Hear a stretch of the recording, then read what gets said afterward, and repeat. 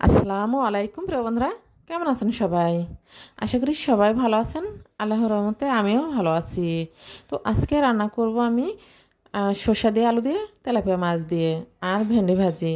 তো এগুলো আমি কিভাবে করব, আজকে দুপুরে আমি এগুলো রান্না করেছি। তো রান্নাগুলো আমি কিভাবে করলাম সেটা আপনাদের সাথে শেয়ার করব। প্রথমে ভেন্ডিগুলো আগে ধুয়ে নিয়েছিলাম, তারপরে কেটে নিয়েছি। মাছগুলো ফ্রিজে ছিল, মাছগুলো ফ্রিজ থেকে বের করে ভালো করে ধুয়ে নিয়েছি। সামান্য হলুদের গুঁড়া, সামান্য মরিচের গুঁড়া, সামান্য লবণ দিয়ে মেখে মাছগুলো আমি এখন ভেজে নেব। গরমের দিনে ঠান্ডা জাতীয় তরকারি শরীরের জন্য অনেক উপকারী, তাই তো আমি আজকে রান্না করব দুইটাই ঠান্ডা তরকারি।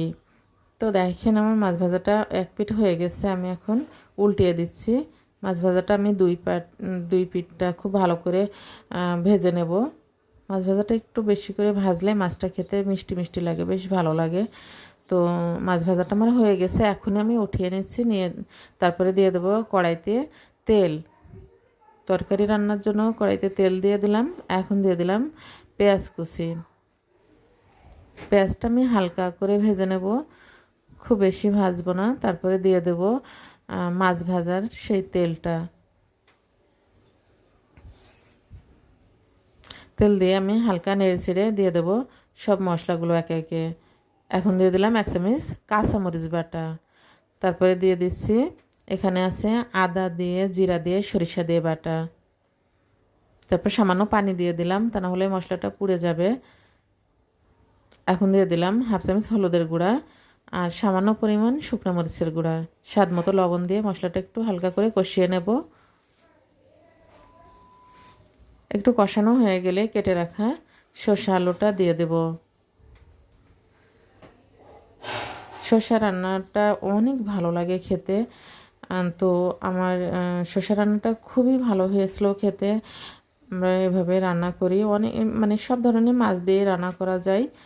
তো হচ্ছে আমার শসা রান্নাটা খুবই ভালো হয়েছিল খেতে। এখন আমি কষিয়ে নেব,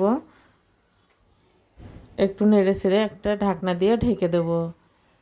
অল্প পানি দিয়েছি, শসা থেকে এমনিতেই পানি বের হয়। ঢেকে দেব, তারপর সেদ্ধ হওয়ার জন্য। ফিরে আসছি 5 মিনিট পর। ঢাকনাটা উঠিয়ে এখন আমি আর একটু নেড়ে ছেড়ে দেব।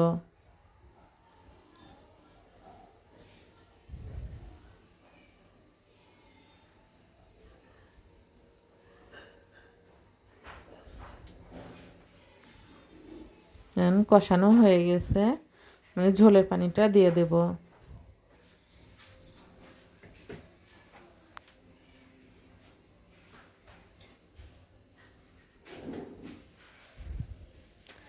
তারপরে আমি অন্য চুলায় একটা ভাজির কড়াই বসিয়ে দিয়েছি, যেটা আমার তেলের কড়াই। এই কড়ার মধ্যে আমি দিয়ে দেব পরিমাণের থেকে একটু বেশি তেল দিয়ে দিয়েছি। ভেন্ডি ভাজিতে তেলের পরিমাণটা বেশি দিতে হয়, আমি তেলটা একটু বেশি দিয়েছি। এখানে পেঁয়াজ কুচি, রসুন কুচি, তারপর দিয়েছি চেরা কাঁচামরিচ দিয়ে আমি হালকা করে একটু হচ্ছে পেঁয়াজ মরিচটা ভেজে নেব, খুব বেশি ভাজবো না। এখনই দিয়ে দেব কেটে রাখা ভেন্ডিগুলো। এই ভেন্ডি ভাজিটাও খুবই ভালো লাগে এইভাবে ভাজি করলে। একটু নেড়ে চেড়ে খুব সামান্য পরিমাণ হলুদের গুঁড়া দিয়ে দেব। সবুজ সবজিতে হলুদের পরিমাণটা কম দিতে হয়। তারপরে স্বাদ মতো লবণ দিয়ে ভাজিটা একটু নাড়াচাড়া করে তারপরে আবার ঢেকে দেব।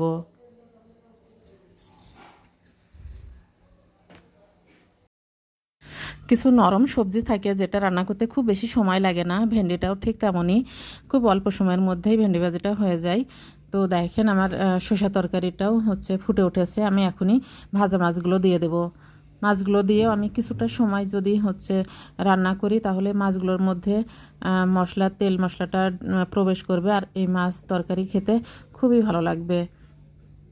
তো দেখেন আমার ভাজিটা আমি আরও একবার নেড়ে দিচ্ছি। ভাজিটা যখন এইভাবে মানে ভেন্ডি ভাজিটা এভাবে বিজলা বিজলা ভাব হলে মনে হবে এখনও ভাজিটা হয়নি।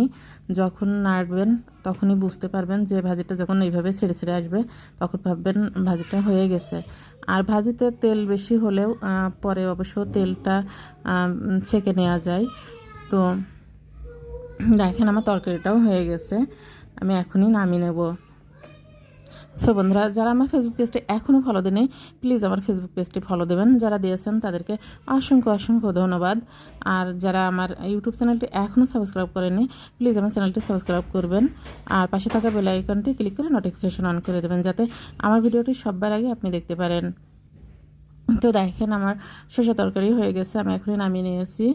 তো দেখেন আমার ভাজি থেকে কতগুলো তেল বের হয়েছে। সবাই ভালো থাকেন, সুস্থ থাকবেন। আল্লাহ হাফেজ।